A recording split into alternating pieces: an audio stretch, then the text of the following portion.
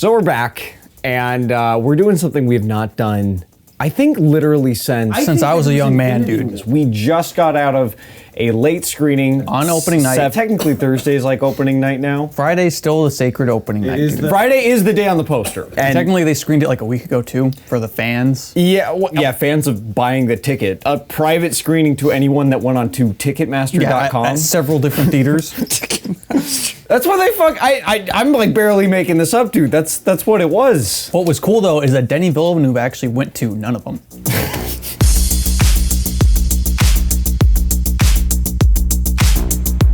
So I have a question. Why is it called Dune? Oh, they explained it in this movie. Oh yeah, just explain it to me again, because they said it and then I was like, oh, he said Dune. Wait, why did he say Dune? So the in-lore universe, or like the in-universe lore reason, is that Frank Herbert thought that the word Dune was cool. It is cool. Makes me think of sand. Yeah, and then like the in-universe reason, they kind of gloss over it like really quickly. This planet used to be called Dune by the ancient peoples. So Dune is the planet. Dune is the planet. So that's what I would have assumed, having never seen Dune. Arrakis is a cool name. Arrakis is a cool name. Dune is a dumb name for a planet. It's also referenced in the first one. My Arrakis. My Dune. Well, that was a real answer. I was hoping that I just had some, like, I didn't know why it was called Dune, but I was hoping that it was clearly obvious in the movie or something. They literally say it, yeah. Like Paul looks at the camera and says, oh, it used to be called Dune. I know this planet used to be called Dune. But why don't they call it Dune anymore? There's a whole reason you'd be bored to tears if you heard it, I'm sure. I'm bored, like this is a boring conversation anyway. We can go on and on and on about all these things that happened. That's why Dune needed to be turned into a nice, digestible movie where they're just like, yeah, the thing was called Dune. It's called Arrakis. Who cares? Yeah, so we saw Dune opening weekend, opening night, and we're recording this literally fresh off the theater. So these are like our freshest thoughts. We're trying to pump these opinions straight into your veins. Very loud. It was in IMAX. Very loud. It was so loud I thought I was like having a heart attack at one point because it was just like this can't be good for my organs. I like legit, I think I have a headache. Yeah. But I went into the movie kind of like a little bit like, oh, I think I'm getting a headache. And then it was just like the movie's just like, well, anyways, just shook me the whole time. This review is just three old men complain about how old it was they are. Late. It was 7 o'clock when it started, and the movie didn't end for 3 hours. Well, let's not forget that it was 20 minutes of commercials. There's always 20 minutes of trailers. And so it really didn't even start till 7:30. And 3 AMC ads before? They thank their investors in the new one, which I thought was fucking weird. Yeah, they have that one. They have the one where they say to silence your phone. Then they have Nicole Kidman show up. And then they had an IMAX thing where it's like, IMAX is sweet. You bought a ticket. It's like, I know. I'm looking at it. Yeah. And then the movie starts. It's just like, do we need this? Honestly, it was way too much. Like, I was thinking about it. Once the IMAX thing came up, I was like, this is, like, they don't want me to watch this movie. Like, yeah, this is excessive. So I guess that's our thoughts going in, is that we were old men that were like, I like the first one. We're freaking 7 o'clock is excessive. It's too late. 7 o'clock is too late when the movie's 3 goddamn hours long. And this isn't even a negative. It felt like I was in the theater for a long time. Like, I legit, there was points where I was questioning if IMDb lied to me, where I was like, there's no way this is 2 hours and 45 minutes. I'm not even joking, dude. The movie did not start until like 7:35. Today we're gonna be talking about Dune, and you know what this channel does, Uncle Mikki Productions. We're here to give you the hottest of hot takes.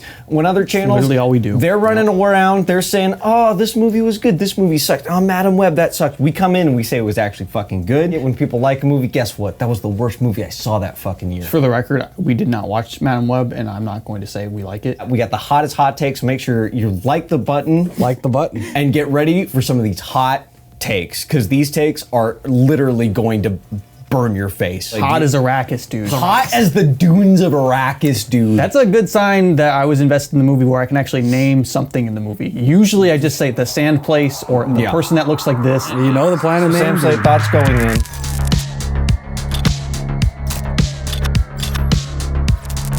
I liked Dune Part 1, and I also at the same time though was pretty frustrated with it, because when I first saw it, it was clear that there was so much more, and I'm like, you have me invested in these characters and I just want the movie to be a complete movie. It's not even just like part 1, it feels like chapter 1. This is only the beginning. It's hard because the end of the first one is very anticlimactic. Like it does end with like something that's character, like that's like emotionally important. Well, for it's Paul. like it does, and then it keeps going a little bit more because it's Yeah. like, well, we got to fit a little bit more because otherwise this other movie's going to be too long. I feel like it could have ended like more satisfyingly, where like Paul's in the tent with his mom and he's like all upset because he's a freak. You did this to me! You Bene Gesserit made me a freak! And he has magic powers, and all of his family got killed. Yeah. And then there's just a little bit extra. then It's like they have a he little has to have epilogue the after where he has a fight with Janice. Janice, who apparently is Paul's boyfriend or something, because he won't stop He literally crying. prayed to him, and I was like at first I was like, who's Janice? Jummies, don't do this. And he's like, I need to pray to Janice, and he starts touching the ground, and I'm like, who the heck is Janice? Is that Paul kills so many people. And I'm like, the guy he killed in the first movie? He kills so many people, but for some reason, he's just like, that man Janice. Jamis. Jamis. It's Janice? It's not Janice? No, it's not Janice. There's a guy named Janice, and there's a girl named Johnny. Jonathan to her friends. Jamis is the most important person in the world to him, and every time it did that, I was like, "Who? Okay, right. We're still upset about that guy. You've killed 1,000 people since Yeah, you then." squish the moisture out of him like a sponge. Dude. Yeah. Essentially, my thoughts going in is I was excited for this movie because I was invested in the characters of the first movie, and I was like, wow, it's almost like that was a trailer at this point. He literally did not watch a single trailer because he's like, I saw the trailer. It's called Dune Part 1. I was just like, okay, cool. Not Now I get to intentionally, finally finish the movie. I had not read any of the books going into Dune Part 1 or knew much about it. I had seen the David Lynch movie, and I came out loving Part 1. It made me feel like how very few movies make you feel, because it's not every year that you get a Star Wars, you get a Lord of the Rings, you get something where you're like, this is just so big, like I can't take it. It's an event movie involved. that works. It's and you can only do it when someone who is an auteur, is as artist, talented, yeah. that is able to tell a big story in a way that you can understand it, and a world that you want to be interested in, a world that you want to stay in more. I walked out and I was like, I need Dune Part 2 right now. In that time, I went back. You became a super fan? And I became a super fan because I literally could not wait to find out what happens. I was like, I'm not going to wait. I can't. There's a book out there, and it says there's lots of books, and I want to know. Yeah. So I did a deep dive on the whole series, and I became an even bigger fan, and I was even more excited for Part 2 after that. You might be wondering why I didn't do that, because I was also frustrated and wanted to know what happened next, but reading's for losers and nerds. Going into Dune Part 1, I made a terrible mistake, and I actually read the book Dune. And I learned through reading the book Dune that I don't like the book Dune. When the movie Dune came out, I remember walking away being like, okay, that was a very good movie. Denis is one of the best sci-fi directors working today. Oh, yeah. Visually, he's like the best at what he does. His sense of scale, the way he implements visuals and sound design is like unparalleled. I feel like all the bigger directors working, like no one's doing it as immersive as him, especially watching in IMAX. It's just like the sound design is so good. A really, really well done adaptation of a book I just don't really like that much. Maybe if I didn't read the book first, I think I might have liked that first one better, because I might have been like, oh, where is this going? But like I watched it and I was like, oh, I know where this is going. And I don't really dislike it. I just don't really like where it goes. And I have enough problems with it where I'm just like, I'm not excited for the second one. I'm not dreading it, but I wasn't excited for it. I don't think it's a bad book series. It's just not something I was into. But literally this week, I was like, you know what? I'm gonna try really hard to go in with an open mind. I love Denis Villeneuve. Like I've loved almost all the movies of his that I've seen. Possible. I'm going to try to not think about the book Dune. I'm just going to look at this as a sequel to a movie Denis Villeneuve made a couple years ago, and I'm going to try to forget everything. It's easy to do that if you're not a loser and you don't read. This is true. So don't read, kids. Reading is for losers. Movies are for... Watch movies because they're more badass. If you're really badass, play the video game adaptation of the movie.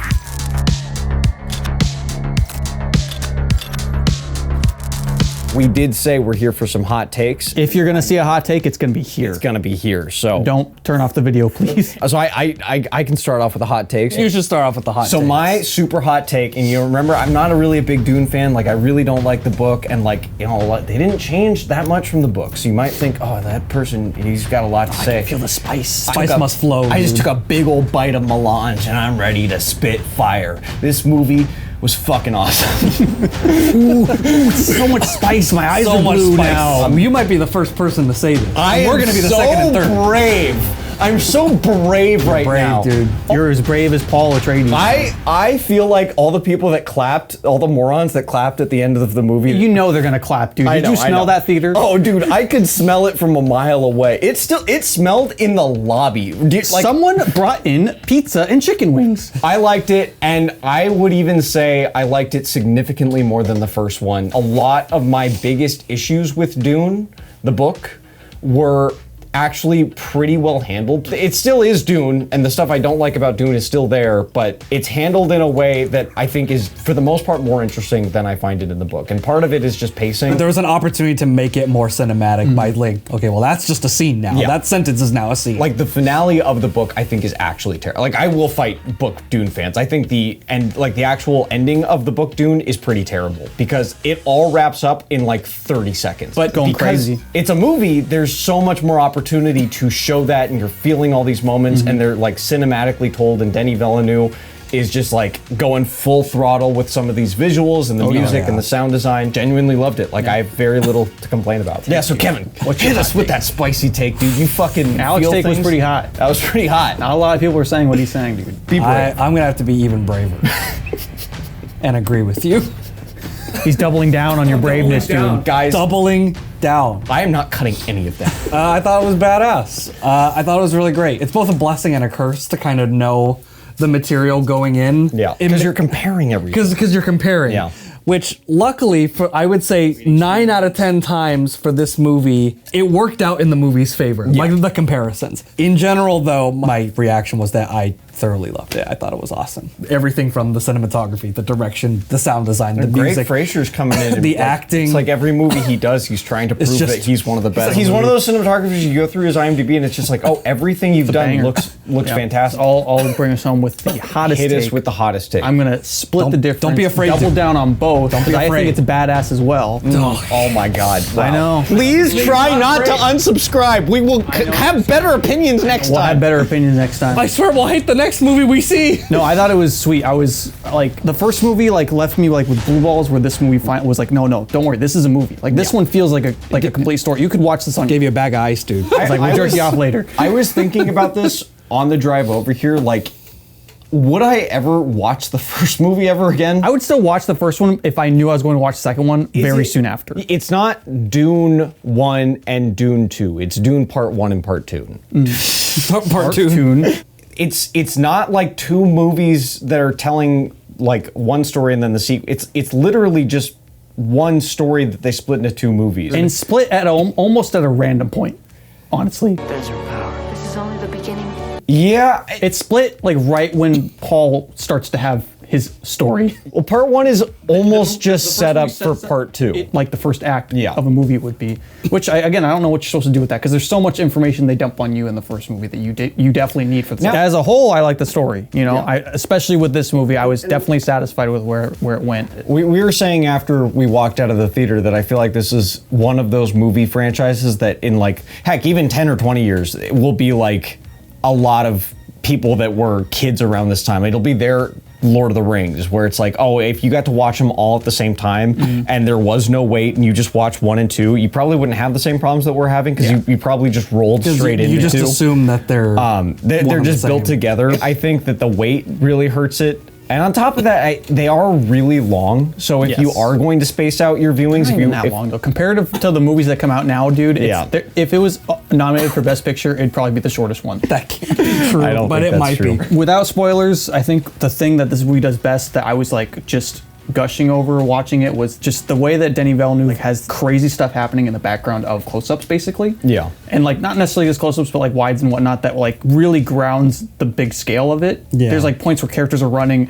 and then you see something just absolutely insane in the background. Yeah. Usually, I feel like a lot of movies don't do stuff like that. It's usually like, okay, here's the attention to this shot and this crazy thing that and happens. then separate shot of cool thing happening back Almost to every cool thing that's character big on like the that screen. happens with a main character in frame. in frame, yes. Which is really cool. Yeah, I think Denis Villeneuve is one of the best directors when it comes to depicting scale. Really good at depicting characters and then using characters as like a reference point to show how epic and big something is. Because Every time that happened, it was awesome. yeah, you see the giant worms come out and the Fremen are You see riding just on the them. craziest explosion happening, and there's one of the main characters right there It's watching just it with standing you. there, yeah. That's great stuff, dude. That makes it feel like not like the action sequences don't even feel like action sequences. They just seem like more of the story. They're Yeah. set pieces set to that are you're seeing through a character's eyes. Those first like big action sequence I thought was super clever, and Yeah. just like the way it's not just everybody shoot at each other or everybody stab each other. It's, the action's very concise. there's a specific action that's set up. They also never like over explain it to the audience. There's never a point where it's like, okay, we have to explode this thing. They give you Starts just happening, enough information. and you understand what's happening. It's like, okay, there's the big thing. They're trying to do this, and by the way that they're maneuvering, you can kind of tell what their goal is. But it never stops the plot to over explain what's happening. It lets you figure what they're trying to do out as it happens. Smart way to world build. I felt like they did a little bit more with the supporting characters in this movie. Well, all the characters have arcs now. Yeah. The first movie has none of that, except for a little bit of Oscar Isaac. But for the most part, none of the characters have arcs. Austin Butler, he's one of those guys that is really big right now, and I was not expecting to like his performance. Like, He went for it, dude. he went full for it in, this. and I thought he was great. He's great. He was gross he's as great. heck. I did love that Dave Bautista is just a little bitch the entire movie. Like he's just Yeah. a pussy that gets the crap beaten out of him by everybody. The Harkonnens got some good love this time. Oh yeah, I want to get into Harkonnens with the spoiler talk, 'cause I have questions. They have goo fireworks. They have a black sun, which is Yeah. why it's black and white. That was one of my questions. Like, why is there no color? They have a black sun, dude. They explain it very, very lightly, like they just walk by someone who says, "That's the black sun." So yep, I would say last thing for me, non-spoiler, is just that ultimately I feel like it's a satisfying arc for Paul's character. Yes. Where I heard Kevin was saying that people were upset with this movie where they felt like it had too much of a cliffhanger at the end. Like too much unresolved. Where I was worried about that going in because like I know there's more books. I don't want this to be like the first one where I'm gonna be unsatisfied again. Yeah. I think the big difference here is that it doesn't feel like a big cliffhanger to me because Paul's arc happens. Yeah. He has an arc. Other characters have arcs. Yeah, you know? what's so weird is that the people that have complained about that, and I'm going to disagree also, is that they compare it to Empire Strikes Back unfavorably. They're like, it's like, oh well, when I watched Empire Strikes Back, I was like completely satisfied. I was like, that's such a great like ending, like that. I was happy, you know. And then it was resolved in the next movie, and I was like, yeah, but you watched Empire when you were a stupid kid, And you probably watched the next one the next day or like that the next day or that day, you know. So it's like as a child, that's the ending is burned into your head. Also, Empire has way more of a cliffhanger than this one. Oh yeah, literally, like one of the heroes is character's frozen in in a danger, rock. yeah. Luke just found out that his dad was the main villain. They His- all lose. the conflict is not resolved. And where's Lando going? Where's Lando going? Where's He took Han Solo's clothes. So Samson, before we get into spoiler talk, space eggs. In comparison to the first one, I would say the first one gets 12 half eggs out of 12. And now 6. this one gets the full 12 out of 12.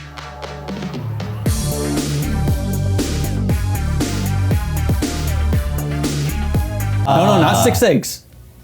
12 half eggs. But now you got every egg, dude. 12 out of 12 for sure, though. Just last non-spoiler thoughts. Like I had a few things, like I think pacing-wise could have been done a little differently. Kevin's more negative about it than either of us are. I actually disagree. Yeah, that pacing's great. Like little things that I don't think it's too long actually. But when it ended, I was like, holy crap, is it almost over? 9:40. I was like, huh, what time is it? I was like, there's 20 minutes that's left. a problem. My pacing issues are not that it's too long or anything like that, or that it's boring. It's just like, for time purposes, I think certain things, I'll get into it more because it's spoilers. And also there's a few changes that I feel like while they generally made the right choices with the changes, there are 1-2 things that I think they could have, that they could have implemented differently. So if you want to know details, come back to the video if you haven't seen it yet. But generally, I do absolutely recommend it. And you love the first one. I love You I love loved it so much that you became a Dune Dune fan. You're the biggest fan of this Dude, one. fan. also- And this is even better. So you got to give really high space. I do, 8 out of 10.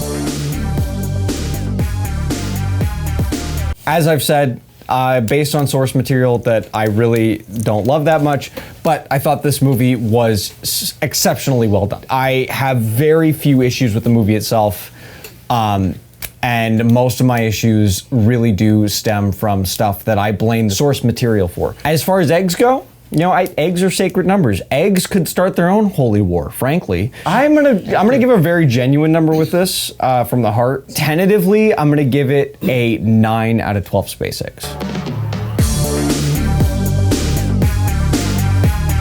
A genuine space egg. They're all genuine. They're all genuine. Mine's genuine. Mine's genuine. Mine's genuine every time. They're all genuine every time.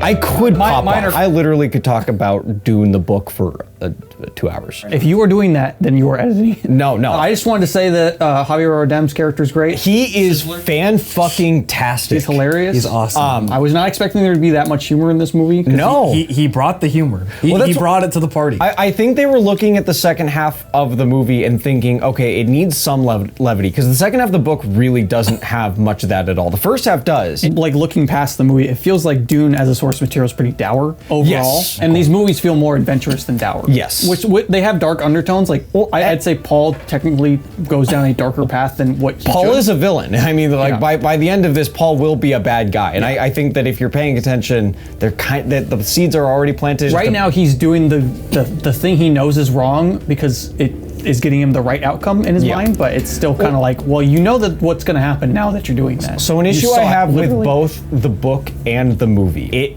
comes down to character agency. One of the issues I have with the book is that Paul, once he does the drugs, he kind of just becomes psychic robot, where it's just like he's seen the future. And especially in the book, it just feels like he's no longer making choices. It's just he's seen what needs to happen and it's going to happen. And before that, he's spending a lot of time worrying about if his holy war will end in like genocide and a bunch of death and stuff. And then after that, he's just kind of like, well, it needs to happen, so it's going to happen anyway. And in both the book and the movie, I found myself wanting to see that choice being actively made more. I do think the movie makes strides in that. I didn't really have as much problem with it in the movie as I did in the book. I was worried that that's kind of the direction it was going to go when he, like, right before he was going to drink that blue piss or whatever from the worm. Oh, okay, and then he's going to start floating around. He's going to be like, he's going to be sci-fi Jesus, and he's going to know everything. But he's still the same character after that. Like, there's little things that I feel like the script does to try to make the book, the plot elements of the book work better. Yeah, I really just wanted to see that decision of, I am going to start this holy war that I know is going to cause death. I just wanted to feel it a little bit more than I did. I feel like the movie does a pretty good job with that, just because I'm like, okay, the whole thing is setting up that Paul really doesn't want to do this, but then he's faced with like, okay, it's either I do that or like we just sit here blowing up stuff in the desert I think what for the rest of our lives and nothing happens. What could have made it a little bit better is if Johnny left him sooner. Like if that was before the final battle happens, if she is like, wait, hold on, there's a change in you. Like, well, she knows the stakes just like he does. They're the only two that really know. Like that conflict is still not really, like it never reaches the head I wanted it to. I think the thing that I'm a little like mixed on is that when she leaves at the end, and that's not how going into Dune Mesiah is, because Dune Messiah, if they keep this at all, it jumps ahead like 12 years. And she is just with Paul. Because he's married to Princess Aurora, but he is pounding Johnny every night. In this one, it's more like, he's like, Johnny, I will love you forever. Just, I'm about to do something you're not gonna like. Well, he chooses like duty over love. And he's like, this hot blonde over here, I'm gonna take her as my wife, babe. I love you forever, Johnny. We're not gonna do anything, babe, I swear. Not gonna do anything. She probably doesn't have sand in her cooter like you do. Not that I'm gonna find out. Well, the thing I was unsure about is because in the movie, Paul says,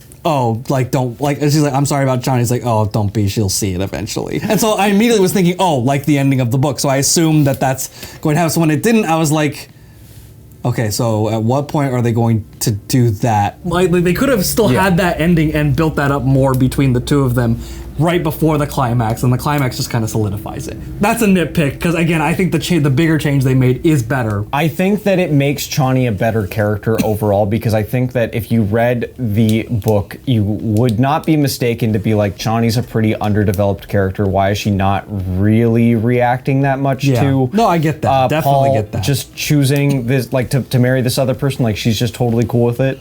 Yeah. And so it's like, I do very much prefer what they did with her character. I also haven't read Dune Messiah, and I don't really give a shit what they do. If they completely change all of it, I really, like, I'm fine with them continuing the drama they've set up. Well, I think in some ways Dune Messiah is better than Dune. This could all change. Yeah.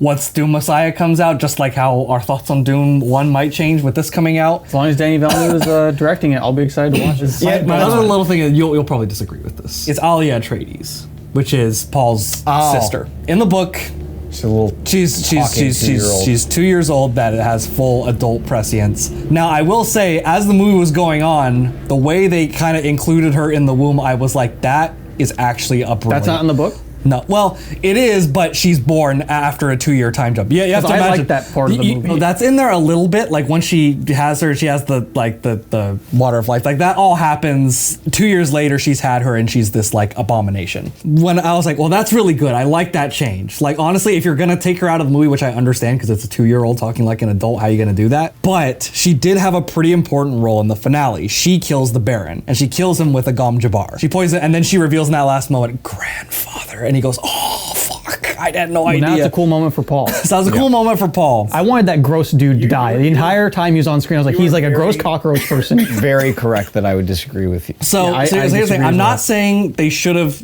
done exactly what the book did. I'm not saying that. Like I said, broad strokes, they made the right change. For the sake of like the character throughout the rest of the series, it's kind of significant that Alia has a connection to the Baron even after he's dead. They just wanted to simplify it. Like she is pushing for Paul to get the Water of Life. She is a force that makes that happen even before she is born. So Kevin, I'm gonna let you in a little secret. The second she's born is where I checked out from the book. That's fine. The fact that Denis Villeneuve found a way to cut that while still keeping it, I really appreciate it. Because I would have been happy if he just cut the entire thing, but he managed to still do it in a way that I was like, oh, we still have this character. I don't like the character, but this is way more interesting to me than having a 2-year-old kill the Baron. I think there's a little more they could have done to keep the thematic resonance that the book had intended while still keeping the good changes that they kept. I don't like psychic powers. I don't know if that's obvious through our reviews of films. Like the second psychic powers come up, like my patience starts running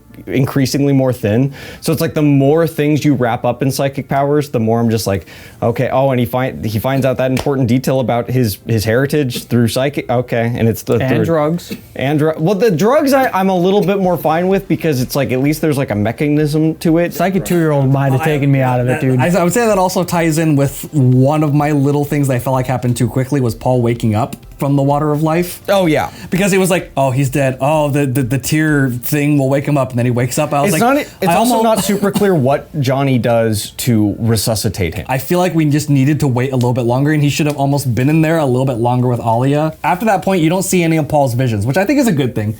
But if you're not going to have that, I think in that moment when he's experiencing the Water of Life, you should see, here's everything that's happening. Here's a shadow of what's going to happen. And then he wakes up and you think he's dead and then he's back. It happened so quick that I was like, that's a huge thing. I did think it was funny. They're like, we got this badass dude. His name is Fade Ralpha. He is going to fight a malnourished slave. 3 of them. 2 of them are drugged though. That was kind of weird to me because it was just like, if you're gonna set up your big heavy, like this is a weird way to set him up. Because even if you're like, oh well, he's a jacked slave, they still call him a slave, and I don't think they feed their slaves well. They don't feed themselves well. I'm like, oh, so wait, they all eat poop. This guy is going to like, he's the okay. Austin Butler's doing a great job, but it was just a funny way to set up. It also just shows more that the Harkonnens are morons. But yeah, but I would say if you had that kind of earlier, because the like Chani and him like kiss, and then like within a scene or two later he has blue eyes, and it's been multiple months that his mom's super pregnant. I was like, if you just take the Fade Ralpha scene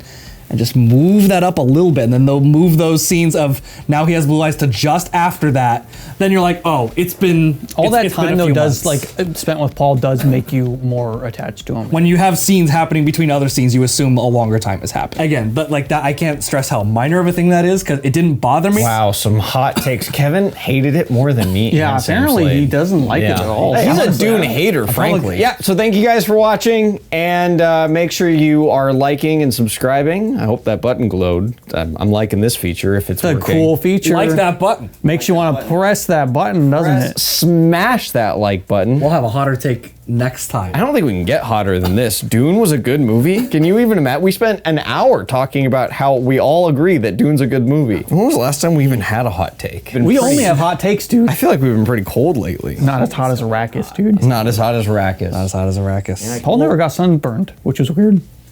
He's constantly having his face out there. And I'm just like, dude, Yeah. I haven't seen you apply once. Had a hood, dude. No, there's plenty of times he didn't have a hood, dude. Now it's like, you are not applying enough. How are you still white like that? You should be lobster pink. Sam's like knows from experience. I know from experience. You're just jealous of his superior skin. No, dude. Because it turns you into a cherry doesn't mean it turns Timothée Chalamet into a cherry. Timothée Chalamet has the same skin as me, dude. No, We're both pale boys, dude. He's built different, dude. Yeah, dude, he's got that good French DNA. He's got French blood. First of all, there's no French DNA that's better than my DNA.